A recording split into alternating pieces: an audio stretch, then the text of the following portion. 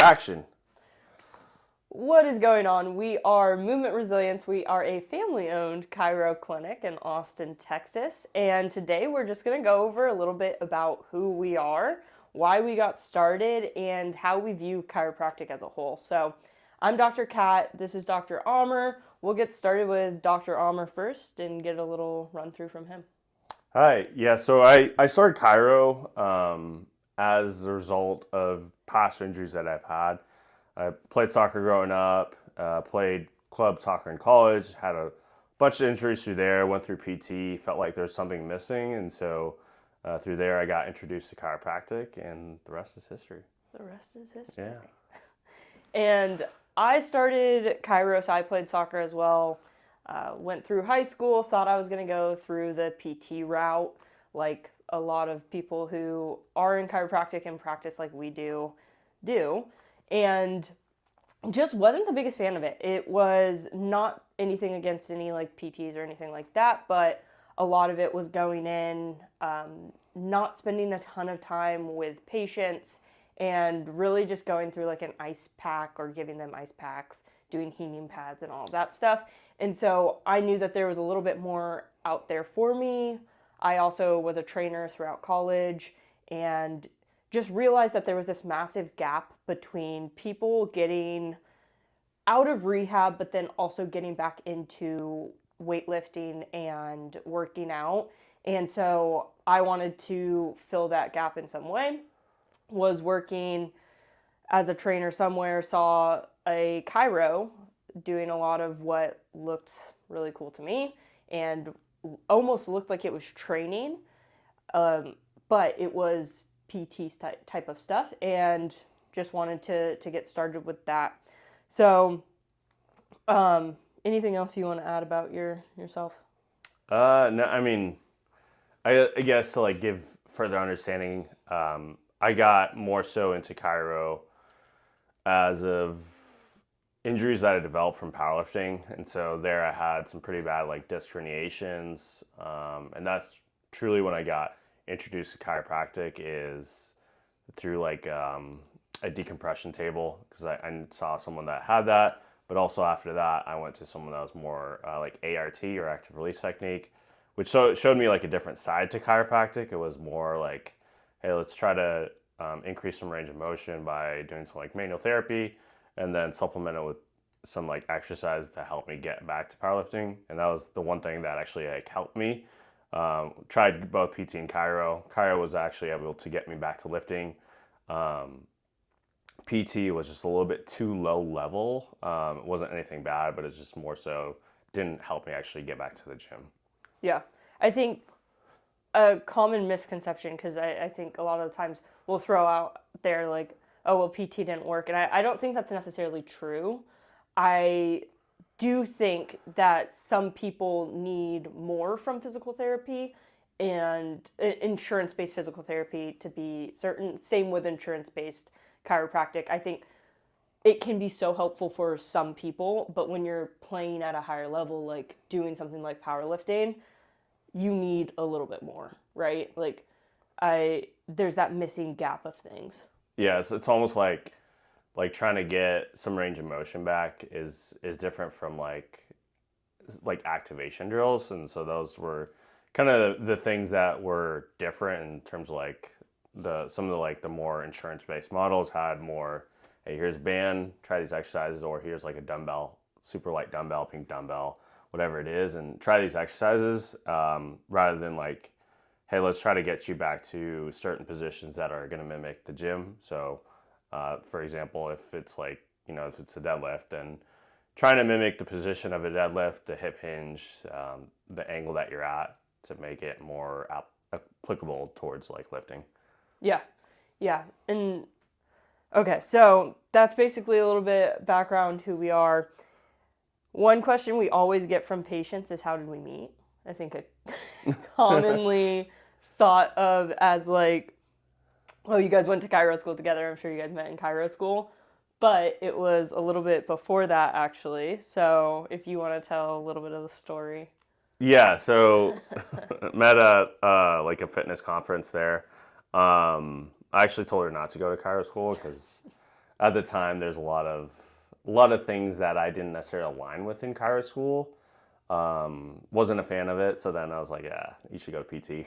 Cool. Do you want to touch on maybe like some of the things that you didn't align with Yeah. on or in chiro school? Yeah, and a lot of it was what I was learning about was like chiropractic philosophy, which is can go down like a little bit of a rabbit hole there, but basically like adjusting specific segments can cure certain ailments, which I wasn't a big believer on that, and it hadn't produced any results with like myself specifically. And so that was part of the time I was like, okay, I don't know if like chiro is actually right for me because of X, Y, and Z. I didn't really believe in it. Yeah. And as you can maybe tell, I'm the best listener in the world and went to chiro school. So I I do think that it was a better route for me though. While PT, yeah, was great. There was a lot of things happening. It was during COVID time, so a little bit weird getting hours and things like that. And I just like the scope that chiro has allowed for us. So I think it's a really cool, underestimated thing that not a lot of people know about, because when you think about chiropractic, it is a lot of adjustments, maybe some soft tissue, maybe some decompression, but we can also treat everything, right? So and can do really what we want with treatment. So I think that's a really cool part of chiro that not a lot of people know about. So, so getting into why did we create Movement Resilience? So I will start this one off because I founded Movement Resilience. So we were originally from California. After chiro school, got a job at a corporate office in Austin, so made the move down here. Was supposed to work for a clinic, and that just ended up falling through. And what I've noticed is, and this, again, not necessarily a bad thing, but I think a lot of the times you go to places and you don't really get listened to, and it's no fault of the practitioner. It's typically the environment that someone's put in that creates the surroundings for them. But I just knew that I wanted to, in particular, spend more time with patients and really get deep on what they were looking for out of care. And I saw a gap in the industry here, and so I decided that I really wanted to fill that gap and start working with people and get them the outcomes that they're looking for. So why did you decide to join then?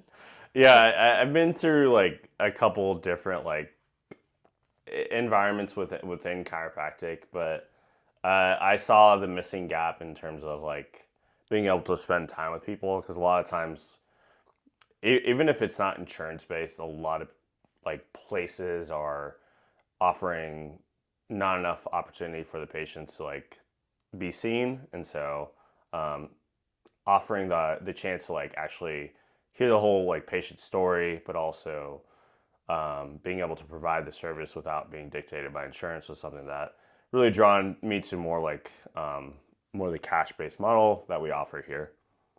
Cool.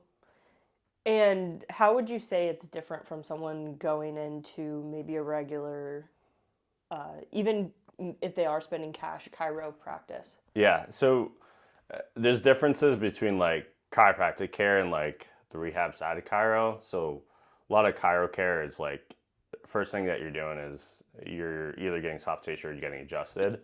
And so most of the treatment actually really focuses on the adjustment, which provides good temporary relief, but it's not something that sticks. And so something that our patients always tells us is, hey, yes, I got adjusted. Like it feels great, but like 2 days later, I'm like, okay, I'm not feeling the hottest right now or the best.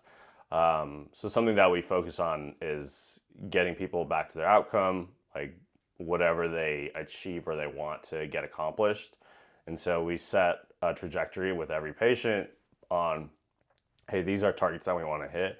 We want to make sure they're like measurable as well, and then realistic, and something that is also that they've always wanted to achieve. And so our goal with people are, hey, let's get you back to X activity, not just feeling good temporarily. So our focus is on long term. It's not just like the temporary short relief pain. Cool. Yeah. So just a little bit different. This was a crazy question from a fan. I don't know why they would ask this, but this was. So, what is your favorite thing about working with your wife? Is that actually what? Crazy question. I don't know. I don't know where it who came asked that. Yeah. That sounds It was user anonymous. generated. Yeah. User generated. I think for one, it's like we're able to read each other. So like let's say like for whatever reason that I'm out like sick, then she can cover the admin activities that need to be addressed there. And so I think it's having the flexibility and comfortability of that, but also having the drive because we each know each other's strengths and weaknesses. So then we can help drive each other in that way. Yeah. Yeah. I think that's a big part of it where when you were able to come on, it was able to relieve me from some of the clinical duty. And it's someone, so I started the business first, brought it to a place where I wanted to bring someone on. And it was really cool to be able to pass off patients to someone that I like 1000% trusted that would get the job done. And even at a higher level than I could in some of the positions that they were in. So it was really cool to be able to do that. I also think, like, obviously has its challenges with some things of like getting like we're comfortable with each other, so it's like easier to delegate or be like, hey, you did this wrong or this wrong. But I think it's also allowed us to grow too, which is really cool. Because I think we all are attacking our strengths now, or we're both attacking the strengths that we have. So it's cool to come together on some of those things. So this is another question. What do you like to do for fun? What do I like to do for fun? I also lift a lot of weight. Okay. I like to. I watch a lot of soccer. So Arsenal's my team in the Premier League, so I watch a lot of them. Watched the World Cup this summer, and then yeah, that's pretty much it. So it was a happy household on when Arsenal won the Premier League. Yeah. For me, I honestly just like to CrossFit. I like to hang out with friends. I like to go out do stuff. It's funny because if you look at a lot of our patients, they probably think I'm the like outrageous crazy one or talkative one, and you go home and this guy talks way more than I do. But it's so it's funny to see the personalities and differences. How do you view chiropractic as a whole?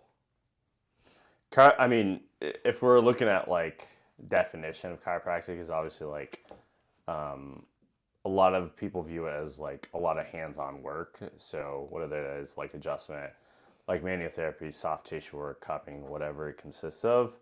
I view it as like, yes, it's like a holistic approach, but it's like geared towards whatever their goal or objective is to get back to. I think a lot of people just when they search chiropractic, it's because they think they're in pain or they're like out of alignment, which is like a debatable like terminology itself.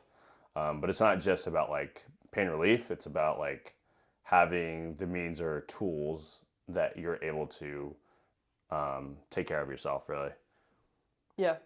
Yeah, I think chiropractic in its whole is often viewed as adjustments. It's viewed as soft tissue, kind of like what I was mentioning earlier. But where I think people don't know where chiro can actually become something so great is we do learn so much about joint positioning and joints and things like that, where when you go to PT school, a lot of it can be more of that muscle based thing. So I think that we have a different approach sometimes to rehab. And I think if you go somewhere, a chiro and a PT, like if it is a good place, it should look very, very similar to each other, even though you think of them as being two completely separate entities.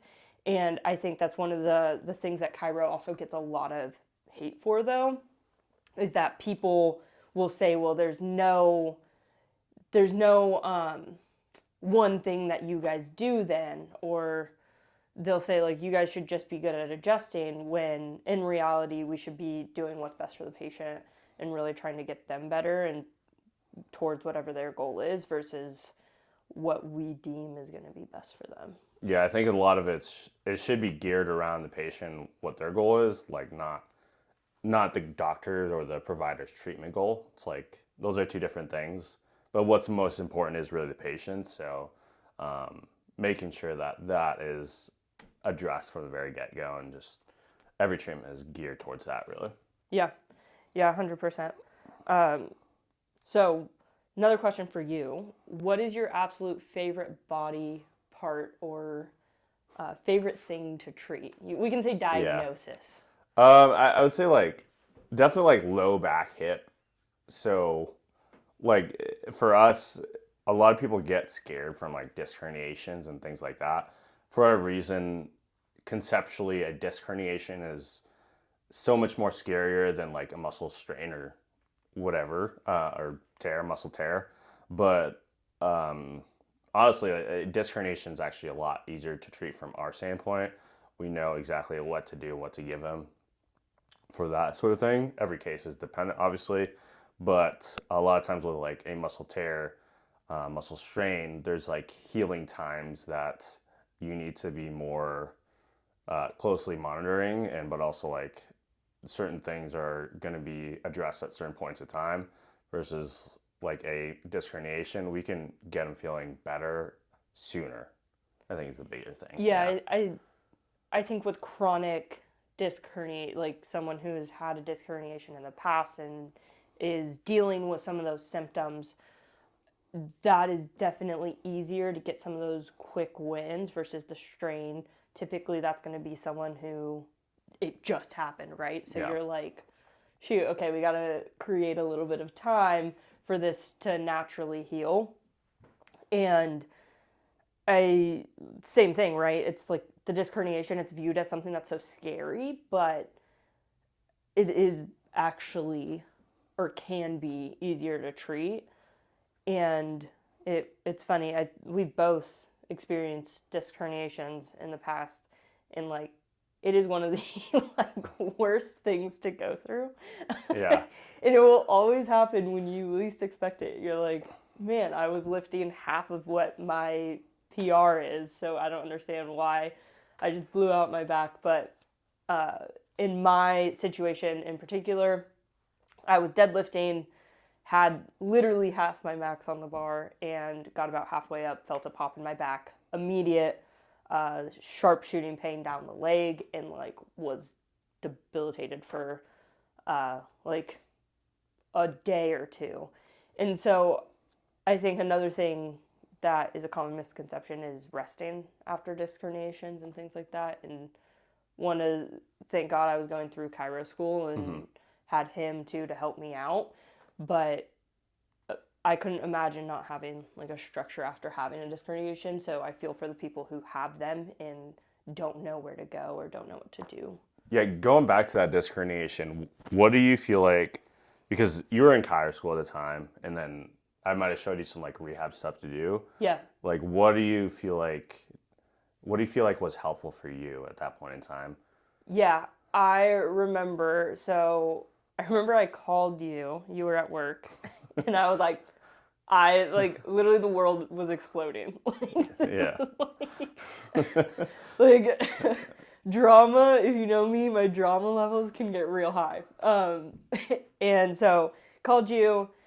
He got back. What he did ended up picking me up, and then we drove around to a mall and walked the mall. Like he was like, you have to walk. Like you have to just move. And we ended up walking that, and we did that for the next 3 days, and it was miserable getting up and down. But once I started walking, it started to feel so much better. And I think when it happens, right, at first you're so scared. You're like, any increase in pain is like, I need to stop. But I think having the knowledge of like, hey, if I keep walking, it's gonna start feeling better and the pain levels will dip down. I think that was a game changer, at least in the first like 48 hours.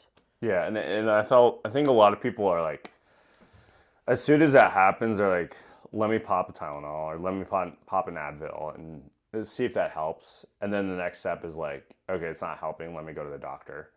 And so the main like takeaway from that is like you didn't do either, right? Correct? No, I don't think I did. Yeah. So Yeah, I don't think I did. so like, and with that in mind, is like you don't need to do these things. There's active solutions to it. Ultimately, the best way that you probably rehabbed is yes, the walking component. There's probably like some rehab stuff as well, exercise that helps support the spine and create some temporary relief there. From there, ultimately, like, did you stop deadlifting after that?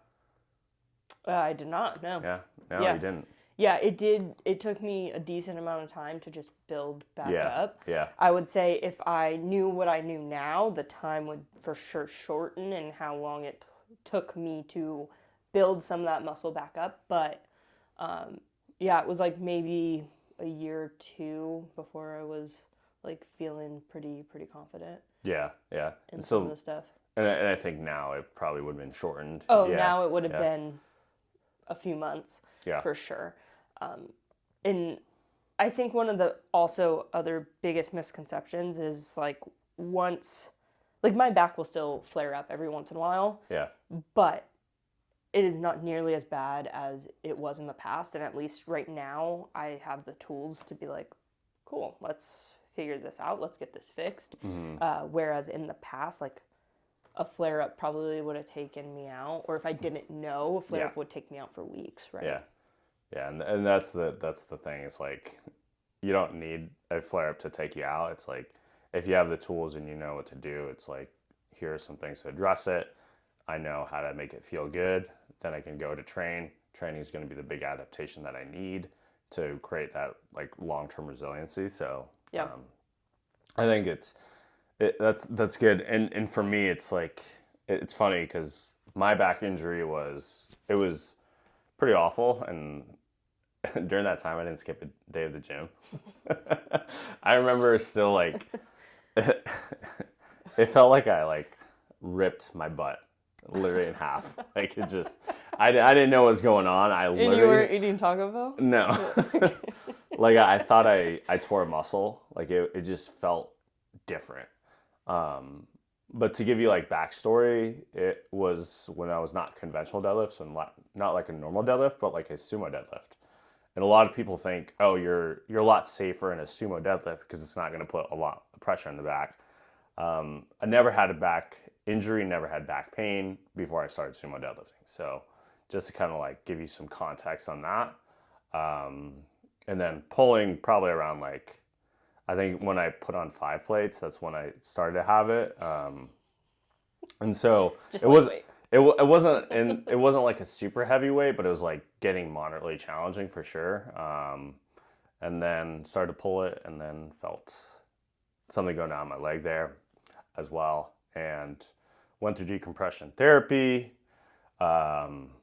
Never skipped a day of the gym, so I did a lot of upper body days. Yeah, I think during that time was probably the first time my bench press increased because I was probably doing a lot more upper body stuff.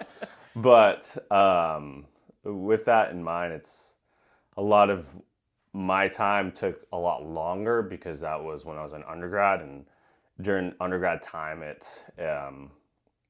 a lot of it's like let me try to see what I can do type of thing, and let me wait for it to go away. So let me rest it, and then try cryotherapy. Adjustments didn't help me at all. A lot of decompression therapy helped me from the very get-go, but then again, it came back until I saw someone that was more like manual therapy, but also exercise part of their practice, and that's what really got me back. Nice. Nice. Okay, last question. What do most people not know about you? Not know about me? Yes. I don't know. Like, what's a fun fact that most people don't know? I don't know. What is a fun fact? I don't know. You tell me. I have no idea. I might not know. I have no idea. What's a fun fact about me that most people might not know?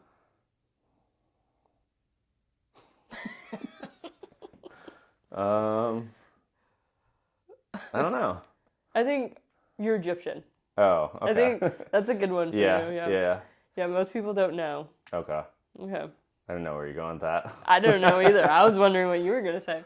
About me?